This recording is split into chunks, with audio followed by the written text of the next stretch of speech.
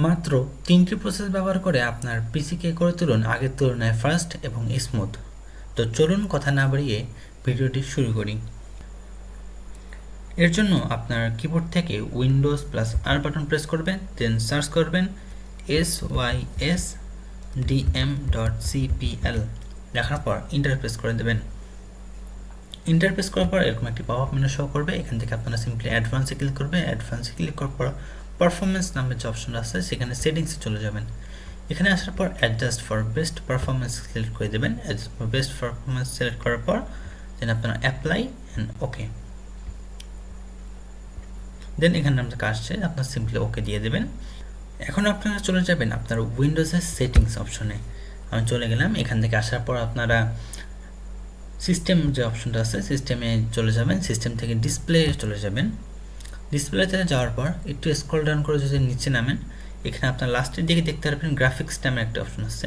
Simply graphics নামের অপশনে click করে দেবেন। এখানে আসার পর সবার উপরে আপনারা দেখতে পারবেন চেঞ্জ ডিফল্ট গ্রাফিক্স সেটিংস, এখানে একটি ক্লিক করে দেবেন। এখানে ক্লিক করার পর এটা যদি আপনাদের অফ থাকে তাহলে আপনারা অন করে নেবেন। অন করে নেওয়ার পর আপনার কাজ শেষ, এখান থেকে ব্যাক করে দেবেন।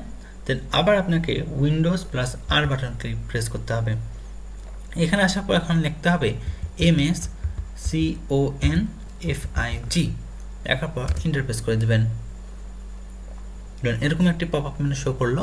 এখান থেকে আপনারা বুট নামে যে অপশনটা আছে এখানে সিলেক্ট করবেন। দেন অ্যাডভান্স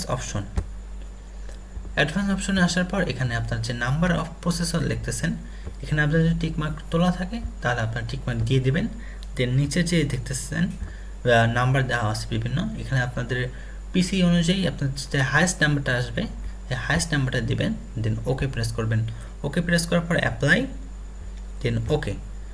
অ্যাপ্লাই আর ওকে দেওয়ার পর এখানে আপনার রিস্টার্ট যাবে, আপনারা সিম্পলি রিস্টার্ট করে দেবেন। রিস্টার্ট করলে আপনারাই নিজেরাই বুঝতে পারবেন যে আপনাদের পিসি আগে তুলনায় ফাস্ট হয়েছে কি হয়নি।